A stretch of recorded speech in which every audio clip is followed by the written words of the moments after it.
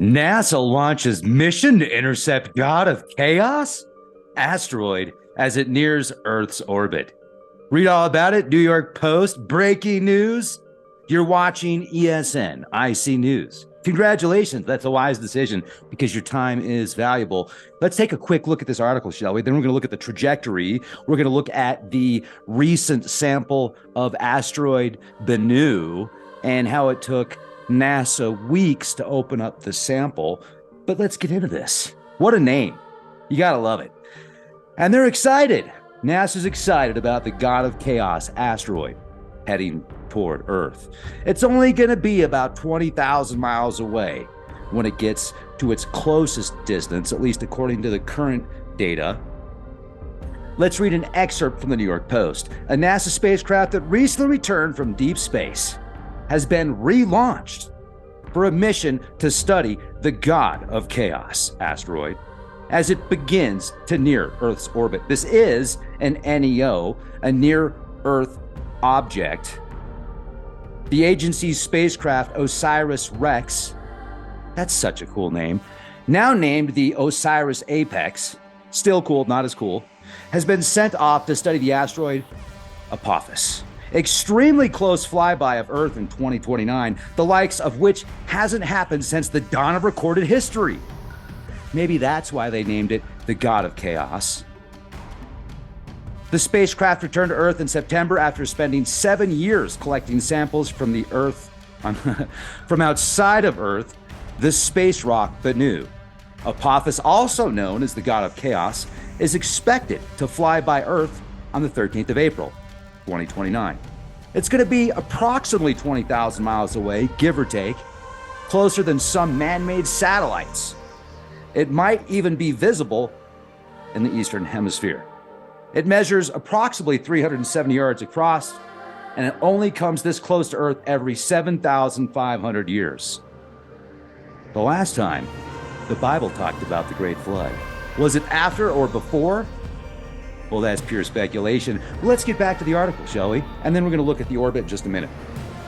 Earth's gravity is going to affect the asteroid as it nears orbit, and OSIRIS Apex is going to study the aftermath to see how its surface changes. This is according to Amy Simon, who is the mission's project scientist. The effects of Earth are expected to change the length of the asteroid's day. Currently, it's approximately 30.6 hours per day. It could also cause the God of Chaos to experience landslides as well as quakes. We know that tidal forces and the accumulation of rubble pile material are foundational processes that could play a role in planet formation. Danny Mendoza della Giustina, principal investigator for OSIRIS Apex at the University of Arizona in Tucson, said in a statement, "They could inform how we got from debris in the early solar system to full-blown planets.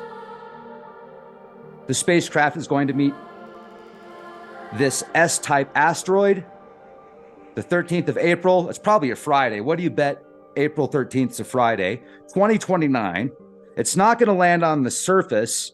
It's going to operate in proximity for about 18 months. It's going to look for surface changes. It's also going to map the surface and analyze the rock chemical makeup, according to NASA." Let's see what NASA has to say. Then let's go to JPL and look at the orbit. NASA asteroid sampling mission renamed OSIRIS Apex for new journey. The former OSIRIS-REx spacecraft, which is one of the coolest names of all time, sets off on a journey to study asteroid Apophis and take advantage of the asteroid's 2029 flyby of Earth, the likes of which hasn't happened since the dawn of recorded history. At the end of a long-haul road trip, it might be time to kick up your feet and rest a while, especially if it was a 7-year, 4 billion mile journey to bring Earth a sample of asteroid Bennu. But OSIRIS-REx origin, spectral interpretation, resource identification, and security regolith Explorer, the NASA mission that accomplished this feat in September, is already well on its way with a new name to explore a new destination. When OSIRIS-REx left Bennu in May of 2021 with the sample aboard, its instruments were in great condition, and it still had a quarter of its fuel left. So instead of shutting down the spacecraft after it delivered the sample, the team proposed to dispatch it on a bonus mission. Bonus time! Bonus time rocks. Bonus time, bonus mission to Asteroid Apophis with an expected arrival in April of 2029. NASA agreed. Osiris Apex, Origin, Spectral Interpretation, Resource Identification, and Security Apophis Explorer was born. This is a rare opportunity at Apophis. After considering several destinations, including Venus and various comets, NASA chose to send the spacecraft to Apophis, which is an S-type asteroid made of silicate materials and nickel iron, a fair bit different than the carbon-rich C-type, Bennu. The intrigue of Apophis is its exceptionally close approach to our planet, April 13th, 2029. Is that, I gotta know, is April 13th, 2029 a Friday? I'll bet you it is. Friday the 13th, I was right. I knew it. Of course it's Friday the 13th. Duh. Absolutely, it makes sense. Apophis, never, since recorded history, hasn't been this close. The name, the date that it appears this close, it all makes sense. It makes perfect sense. I mean, come on. What day are we going to have it closest, brain? Well, Pinky, why not Friday the 13th, 2029, right before 2030? The agenda, Wow. It was first discovered in 2004. Apophis was identified as one of the most hazardous asteroids that can impact Earth, but its impact assessment changed after astronomers tracked Apophis and its orbit became better determined. It's about 1,100 feet across. A radar observation campaign, March 2021, combined with precise orbit analysis, allowed astronomers to conclude that there is no risk of Apophis impacting our planet for at least a century. Oh, man. Come on. Seriously? Oh, geez. Well, don't worry, folks. Go back to work and watch ESN, IC News. Duh. So that's interesting. Now, I wonder if they would actually tell us, like, if they found out that it was going to hit Earth, do you think they'd tell us?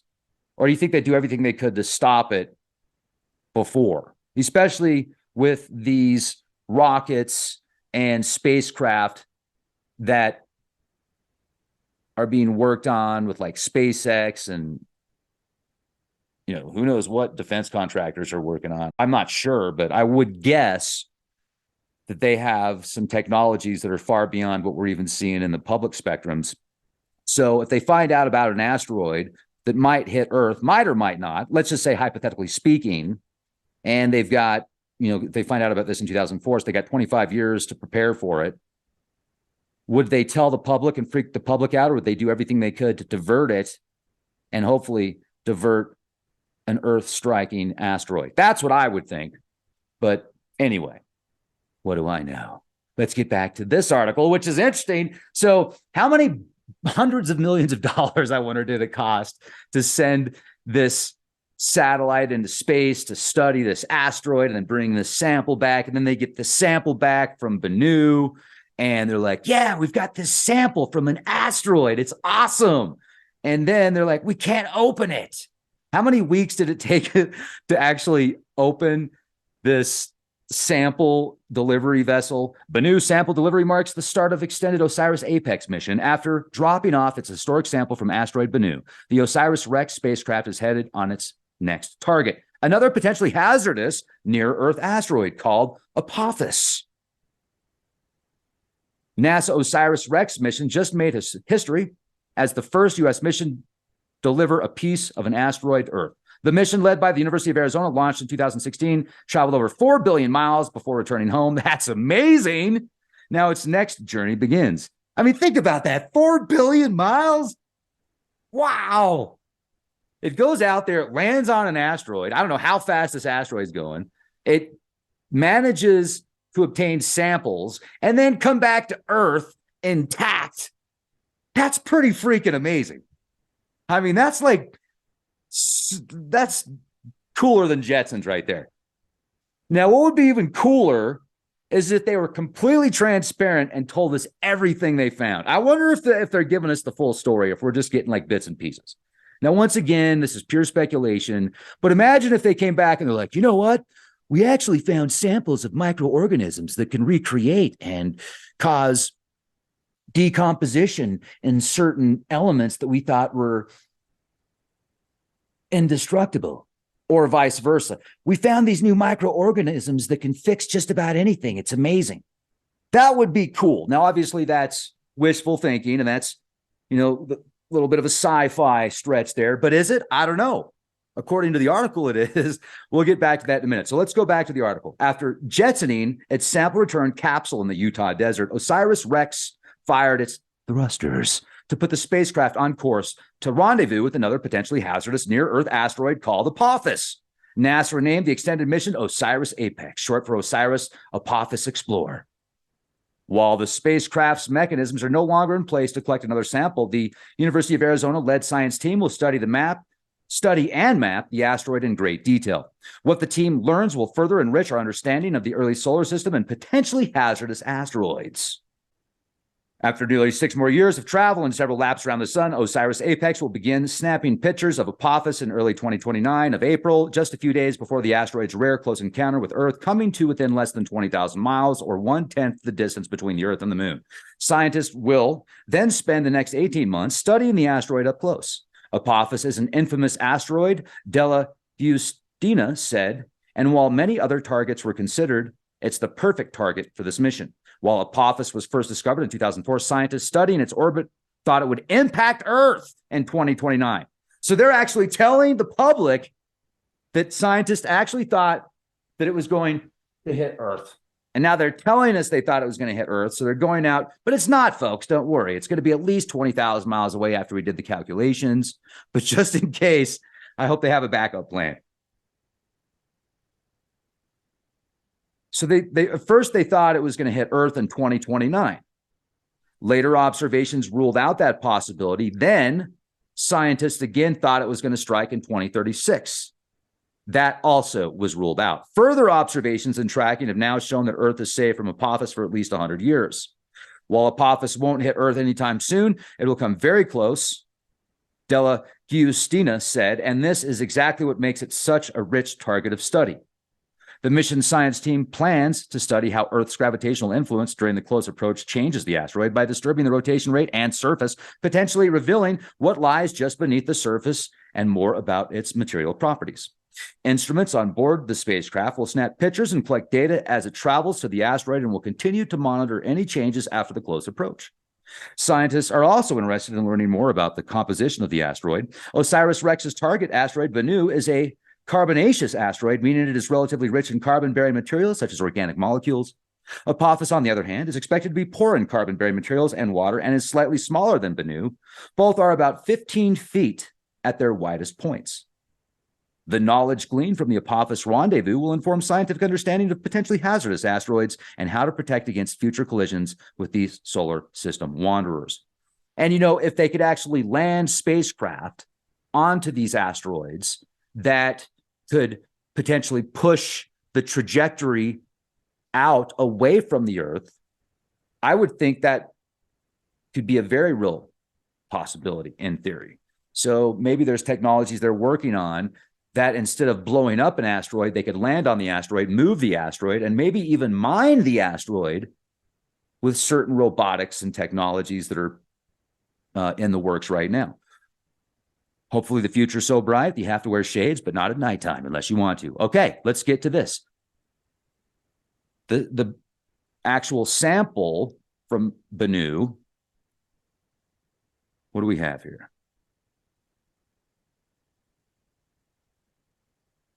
The OSIRIS-REx sample is the biggest carbon-rich asteroid sample ever delivered to Earth and will help scientists investigate the origins of life on our own planet for generations to come, said NASA Administrator Bill Nelson. Almost everything we do at NASA seeks to answer questions about who we are and where we come from. NASA missions like OSIRIS-REx will improve our understanding of asteroids that could threaten Earth while giving us a glimpse into what lies beyond. The sample has made it back to Earth, but there's still so much science to come, science like we've never seen before. Although work is still needed to understand the nature of the carbon compounds found, the initial discovery bodes well for future analysis and the asteroid sample. The secrets held within the rocks and dust from the asteroid will be studied for decades to come, offering insights into how our solar system was formed, how the precursor materials to life may have been seeded on Earth, and what precautions need to be taken to avoid asteroid collisions with our home planet. So the goal of OSIRIS-REx was to collect 60 grams of asteroid material. When the science canister lid was first opened, scientists discovered bonus asteroid material covering the outside of the collector head, canister lid, and base. There was so much extra material it slowed down the careful process of collecting and containing the primary sample. Our labs were ready for whatever Bennu had in store for us, said Vanessa Weech, director, NASA Johnson. We've had scientists and engineers working side by side for years to develop specialized glove boxes and tools to keep the asteroid material pristine and to curate the samples so researchers now and decades from now can study the precious gift from the cosmos. They used X-ray, diffraction, chemical element analysis. X-ray computed tomography was also used to produce a 3D computer model of one of the particles, highlighting its diverse interior. The early glimpse provides the evidence of abundant carbon and water in the sample. They're not telling us much, you know. I mean, they're just saying, oh, it's carbon, it's water, but it's something that we don't fully understand. So that tells me that there must be compounds there that maybe they haven't seen before, or that they don't understand yet. I mean, clearly they said they don't understand it. So what does that mean? Can you give us some more details, please? Can you show us the samples? Like, can you give us the chemical compositions? These are just questions that I'm asking, or is it considered secret for some reason? And it might be, I don't know, I'm just asking questions out loud here. But for the next 2 years, the mission science team will continue characterizing the samples and conduct the analysis needed to meet the mission science goals. NASA will preserve at least 70% of the sample at Johnson for further research by scientists worldwide, including future generations of scientists.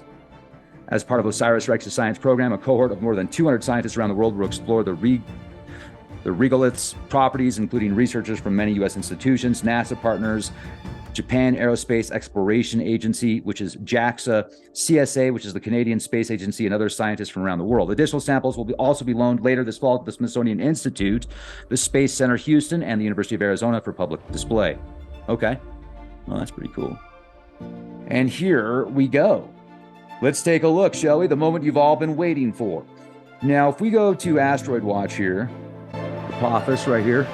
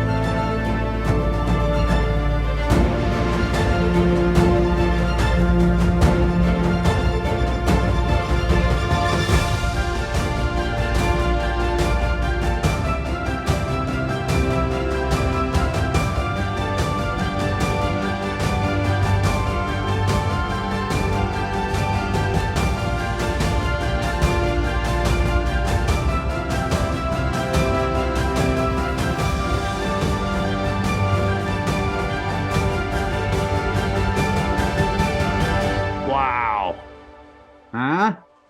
Pretty close.